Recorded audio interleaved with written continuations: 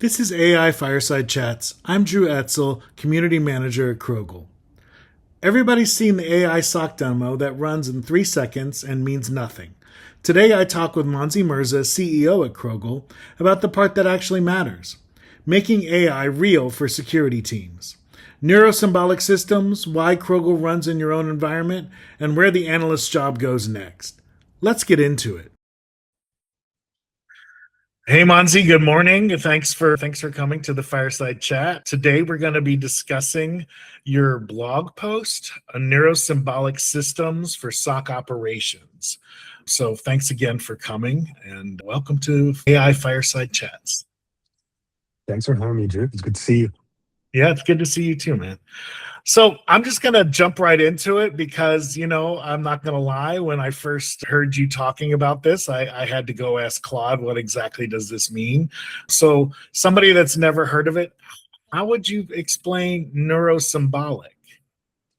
Yeah, I think it's a bit of an academic term, so it's a fair point that it requires a little bit of elaboration. One way to think about it, and we'll get into the detail, but neurosymbolic, the way to think about it is it's both AI driven and rules driven. Or another way to think about it is that it is creative capabilities and it has deterministic aspects where the creative part is the neuro part and the deterministic aspect is the symbolic part. And so, that's the basic idea. So but I think the bigger question is why is that idea so important? Is that when we look at security operations, when we look at the history of security operations over the course of, let's say, the last 15 or 20 years, we've gone through a couple of different cycles where we have looked at how do security analysts work. And the way security analysts work is that they have to apply a lot of creativity and they have to apply a lot of reasoning to what they're doing. And that's the neuro bit. And then at the same time, we all know about run books or playbooks, or we have heard about auditors who want things done following a process, or things have to be consistent and things have to be repeatable. And those are rules-driven things. And so that's a deterministic piece, that's a symbolic piece. So the idea is to combine the two requirements that a security operation has in this concept to say, you can't just have one kind of technique. You need both, because that's how successful operational teams have always operated.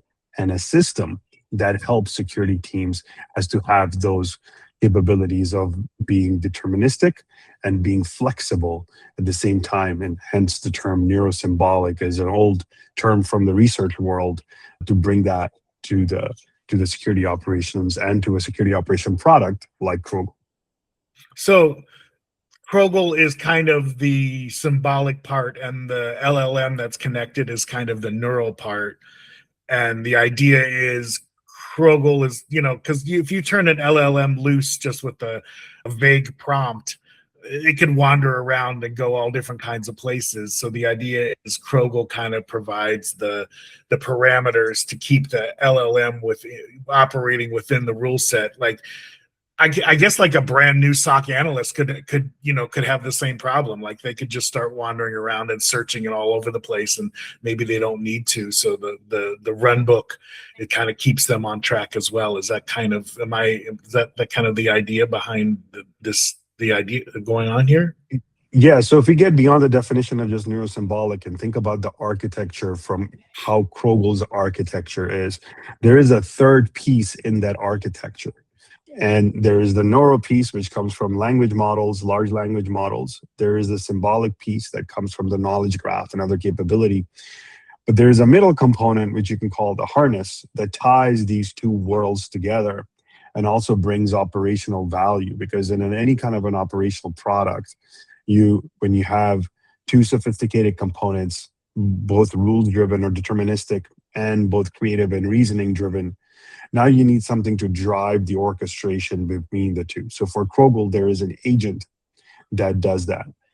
So then, of course, when you have a security product, the product itself has to be properly governed and it has to follow good governance policy. So there has to be a security model there. The product itself has to be safe.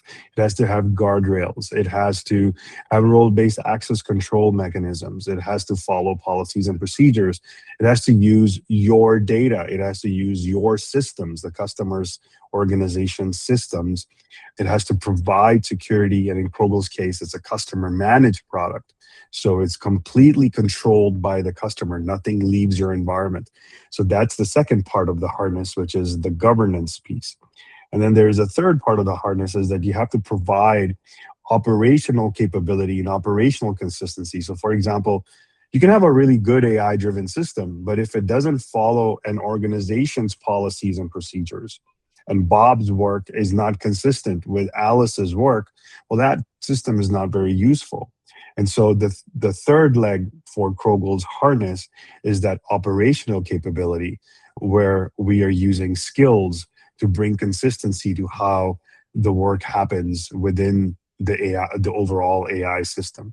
We have integrations and connectors with lots of different tools that leverage the knowledge graph that Crogl has built. You have capability in there so that you're not relearning or having to go back to the LLM and overexerting the LLM every single time you need to do an operation. And you're creating audit trails for all of the work that's happening. So that is the middle harness piece. So a complete system has to have the creativity part and the reasoning part, which is coming from the LLM. On the other side, you have to have the symbolic part that's coming from the knowledge graphs and the skills and all the rule-based componentry. And then you have to have that middle harness, and that harness has the agent, the agent, it has the governance components, and it has the operational components to bring consistency and auditability and visibility into the system. Got it. Okay, that makes sense. That kind of leads into my second question, because I really feel like a lot of what we're doing, we're kind of standing on the shoulders of SOAR. But I feel like SOAR is a very rules-heavy bet without maybe a little bit less of the neuro. It's got lots of symbolic and a little bit less of the neuro. So what's the lesson, like what are some of the lessons that we pulled out of the SOAR experience when we were building Crogl? Yeah, I mean, well, I'll just speak to it from the customer's point of view. I mean, of course, we all have our own opinions, but what matters most is what the customers are saying. We have a customer who has 3 SIMs and 2 SOARs in their environment, and they chose to buy Crogl. Well, why did they do that? The first part of it is that this is not just about SOAR. This is about capability that's available at a point in time. And as humans or as security practitioners, we get whatever we think will try to help solve the problem for us. And the promise of SOAR was we could automate things in a very rules-driven, deterministic kind of a way. Well, which sounds great. And the challenge of SOAR was that the backends and the APIs and the rules themselves would have to be adopted at a much more rapid pace. They couldn't be static. So I remember when I worked at HSBC right before starting Crogl, we used the SOAR platform at the time. This was circa 2020 to 2023 time period. And there was a SOAR platform there, and there was a lot of automation that the team had done. But if we wanted to change any of those playbooks because an API changed or we learned something new, and we wanted to modify the playbook itself, well, that had to go through change control because it was considered, the SOAR platform was considered code. And so the ability to change it would take a very long period of time. And also the SOAR platforms, or any platform that requires a heavy amount of coding or is dependent on a third party staying static. So the API has to stay static, the data has to stay static, the field labels have to stay static, or the data sets themselves and the naming conventions have to stay static. There's a lot of expectation of the rest of the world staying static. And so there is value in that determinism, but the operational aspect of that is what crushes and makes it more difficult to operate it. And so that's where it fails. And similarly, I know we're talking about SOAR a little bit, but you can look at the UBA platforms that came out there in the late 2000s, 2010s, where they were machine learning driven. But their problem was exactly the opposite. Is that it was very difficult to build baselines against changing data sets, against changing user behavior, which wasn't changing because it was malicious. It was changing because user behavior changes and the network changes and the applications and services change. And so it was too over indexed on these machine learning type of capabilities. So that's why we kind of have to have this answer. And what was interesting to me when we created Crogl was it was like a thing that was staring us right in the face that we just ignore. It's like, just look at how the analyst works. And security analysts and practitioners themselves, they work in creative ways. They apply their intuition, they reason through problems, they look at things and work on things they've never seen before. But at the same time, on the other hand, they follow rules, they follow policies, they follow procedures, and they make their work transparent and they make it auditable. And in order to do that, they have a work process, which is the middle harness box, and they go do things. And so that was the intuition to say, hey, we just help the analyst in the way the analyst works, and maybe we'll come out with a good solution. And that's where we are. Got it. Okay. Yeah, I definitely see SOAR as a little bit of an ancestor of where we're headed, but I also think it's going to be a key tool going forward. I don't think Crogl is designed to replace SOAR. I think it's I guess personally, I think it's more of an enhancement, like you were saying, in places that have multiple SOARs and multiple SIMs. Like, it's something that can easily sit on top and make use of all of that information and all of that capability. Yeah, I agree. I mean, and it's not important whether I agree or not. It's important that that's what customers are saying, and that's how they want to operate, and that's what we'll continue to serve. I mean, from Crogl point of view, though, there are two very important aspects that I think the audience would benefit from learning. I mean, the biggest one is we made a very important bet when we started Crogl as a company to make it available in an on-prem fashion and make it available as a customer managed solution and not a SaaS. It was very deliberate to build a technology like this that has the neuro bit and the deterministic rules driven symbolic bit and have a very strong harness in the middle to provide those other capabilities. It's very difficult to build a system like this as an on-prem system, but we chose to do it because we believe very strongly that there was a segment of customers out there in the world, the most mission critical, the most high consequence organizations in the world, need something that they can fully control and fully trust, both from a safety and security point of view and also from an operations point of view.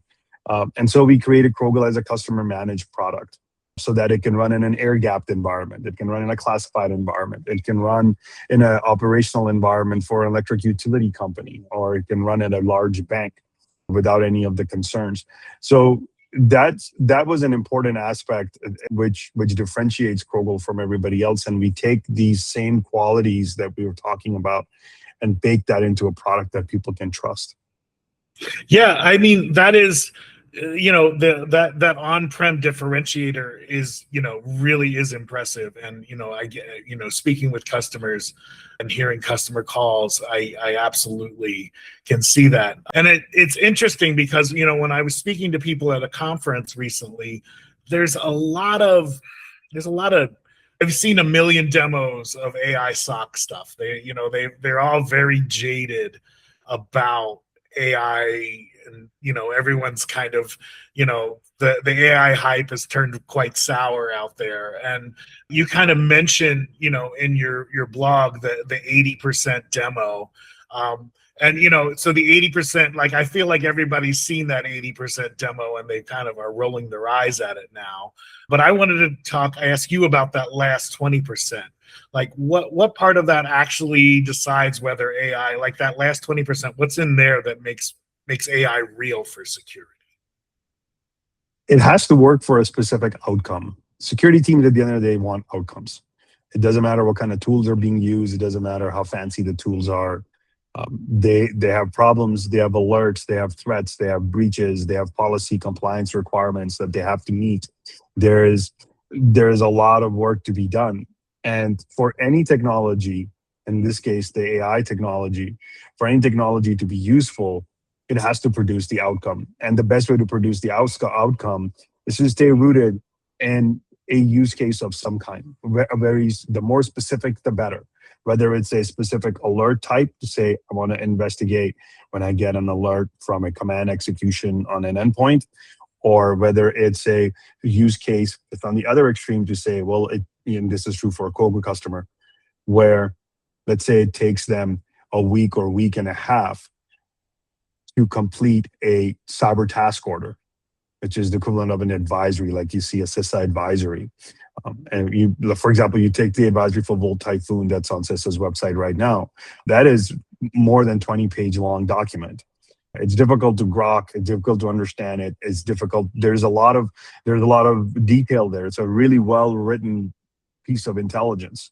It's really, really well written, but it takes a lot of effort to take that, convert it, extract all the things out of it, figure out where the data lives in your environment, write all the queries that go along with it, execute all those queries, and then come up with a report at the end of it all.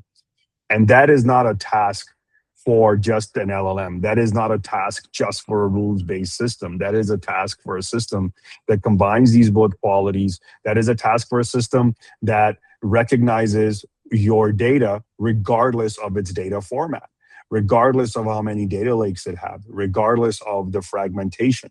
So I can say all these fancy words, but those words don't matter. What matters is when someone downloads an advisory, plugs it into their own environment, and then uses Crogl, and then gets an answer in less than an hour as to the impact of the advisory over a very long period of time, that's the 20%, and that's what matters. Got it. Okay. Yeah, and that makes sense to me. That makes sense because that's not something you're going to show in a demo. That is a time, that's way too in depth, and so the last 20% is really about the actual, organizational awareness that the humans on the team are going to be able to build into Crogl and bring their own knowledge into the skills and that sort of configuration. Yeah, and I think there's two aspects to this. The first one is I'll just talk about the demo bit for just a moment. I think it's important for the audience to recognize the core distinction, and a lot of people are starting to realize this, the distinction between a demo that you see on a trade show floor and what will happen in your environment.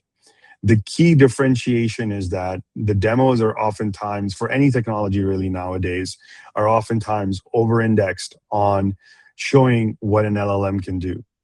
And the LLMs are generative technologies that produce text outputs. And so you can see text outputting and moving really, really fast on your screen. That's cool. Security investigation is a retrieval problem. It's not a generation problem, because think about what has to happen when you do an investigation. You go query something to figure out what happened, and then you bring that result back, and then you go query something else, and then you bring that result back.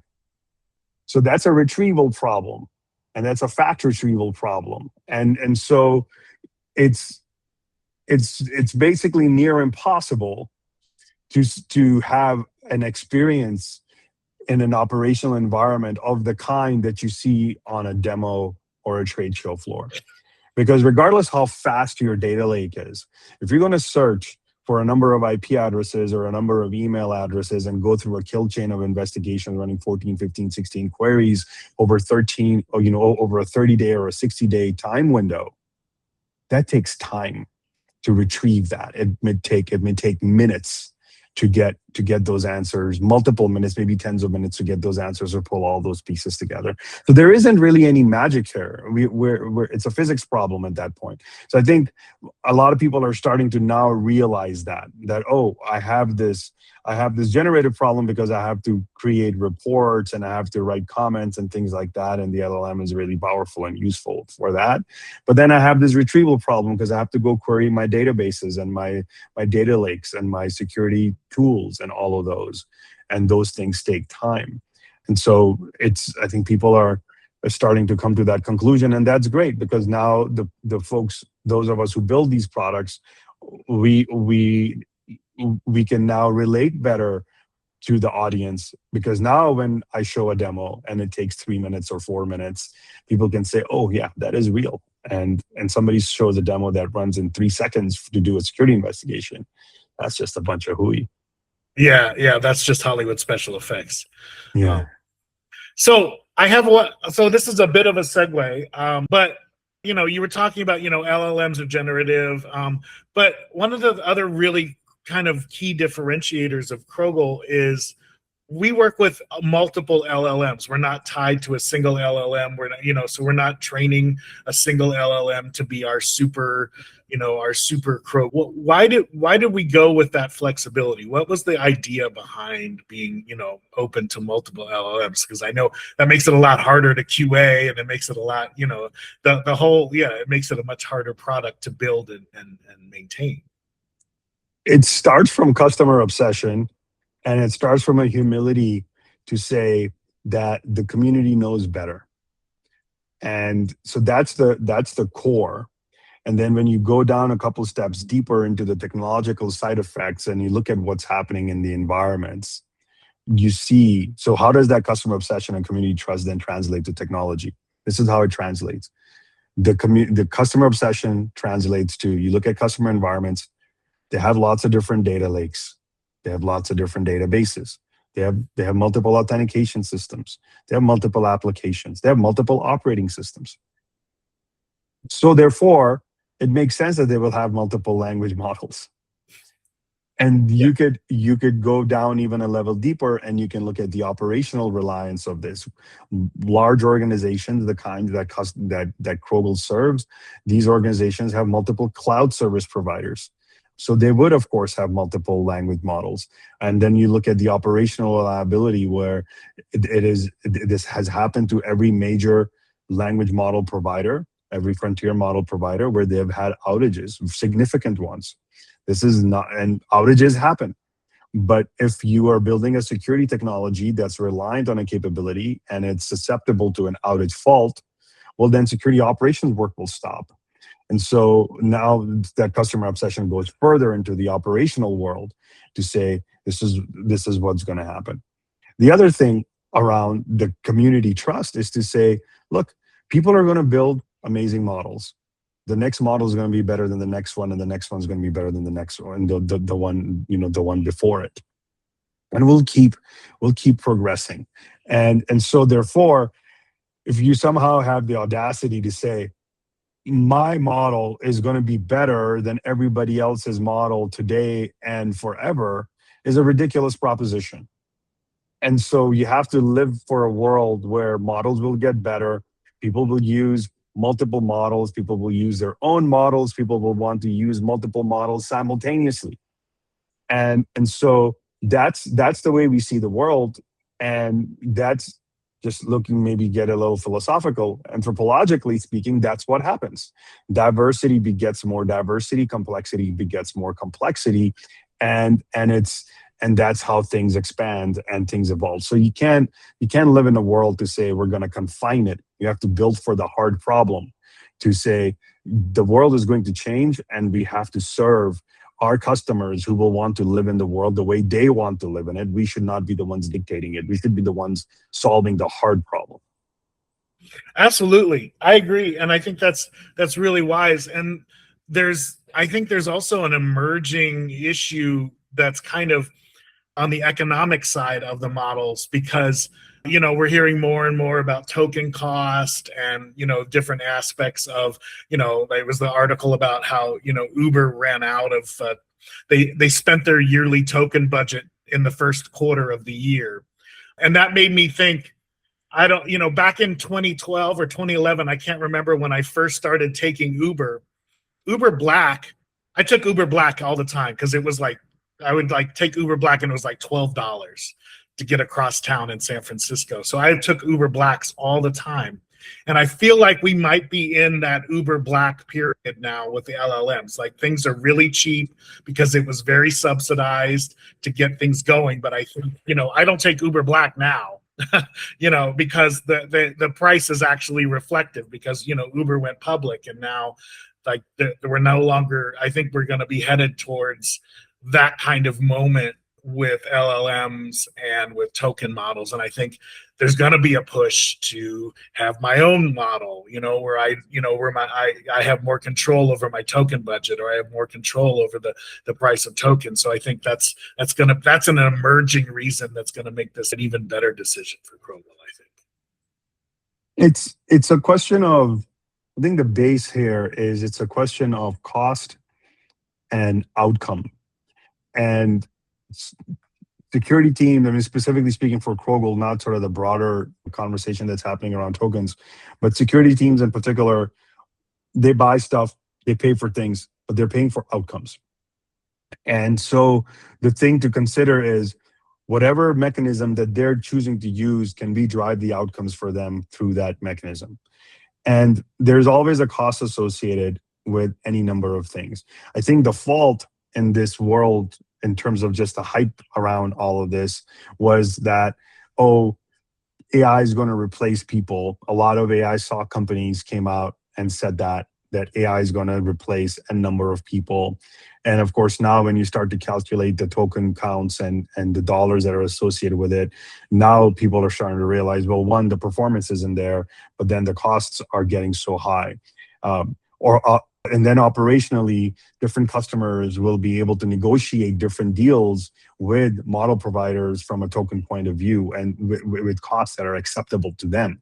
And so therefore, Crogl as a technology provider then wants to give that customer that benefit of that access that they have to a model or whatever technology that they're using, to use it as best as they want to, because the cost matches the outcome for them. So it's less, from our perspective, from a build perspective, it's less about the price of a token or how token pricing is going to change. It's more about what the customer is going to do.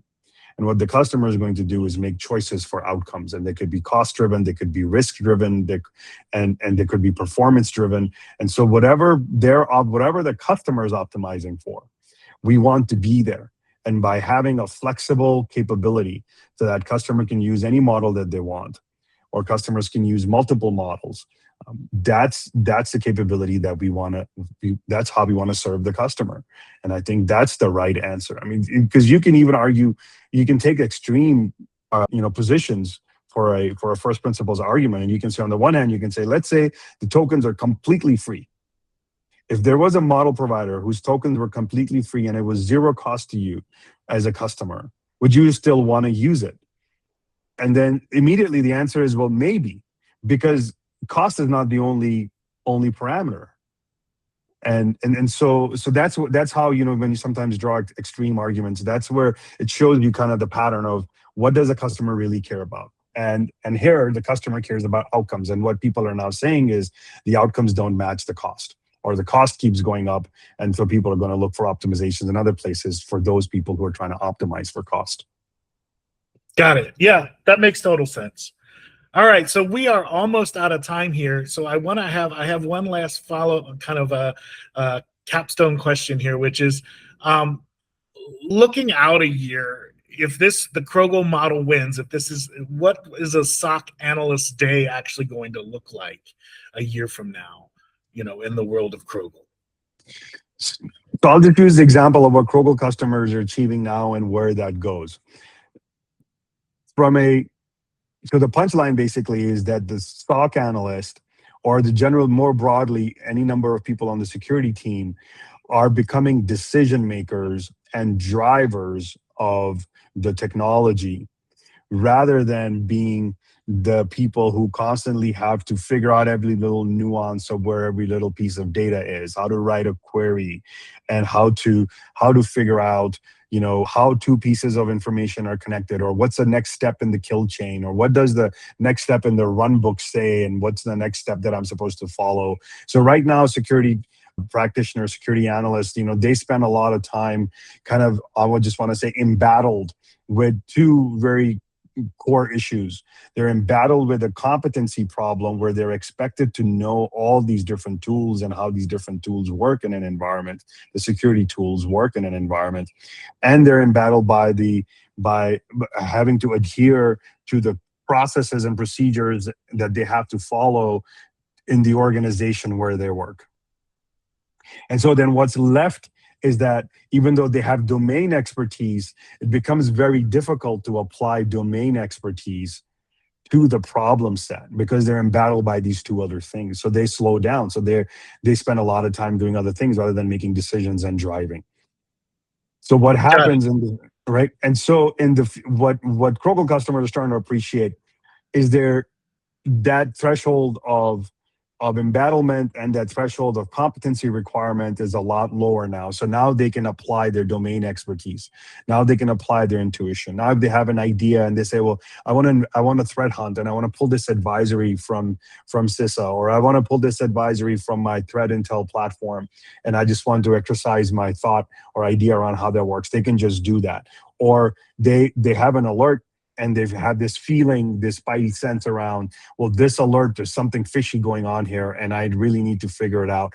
They can very quickly go do it without having to remember exactly how to write that query for that store, or remembering exactly how the data format or the normalization problem for that data is. They don't have to worry about that. Crogl has a patent for that work. And we can analyze data without the data being schematized in a standard format across the multiple data lakes. So it really just becomes about exercising their intuition. It becomes about lowering the competency gap, because there's just the requirement to learn so many tools is just so high, it's just ridiculous. And then the opportunity to exercise their domain expertise rises up, and so now they can make better decisions. And so that's how I see it. And just to extend it one step further, what now happens is they now have this opportunity to start to detect and respond to new kinds of threats, and to start to become more and more proactive and go deeper into the organization, because now they can provide information that is more actionable than before to other parts of the business. So getting beyond just calling Bob and saying, hey, we killed your email account because you had a really bad email and it was spamming everybody else, to going farther and talking to application developers and saying, hey, here's a report. There was a vulnerability. You should fix it because this is the blast radius for it. And oh, by the way, you can go one step further. We already did a whole bunch of work to figure out the batting order in which you should do it. Or here is a script that goes along with it as well, so that you can validate that your work was concluded properly, right? So take it way farther than just being the people who are just kind of playing whack-a-mole, and then start to shift towards more of a preventative capability, so that they can and to a more improved detection sets of capabilities. So happier SOC analysts, smaller queues, and yeah, okay, I get it. Yeah, I mean, I don't know about happy, because I was there. I think perhaps I would say that more confident, feeling better about our contribution into the environment. I think happy is a difficult one for me to resolve. Happy is a strong word. All right. Well, we're gonna end on that upbeat. So thanks again, Manzi, for your time. And this has been really an interesting chat about the neurosymbolic systems for your SOC. Thank you, Drew.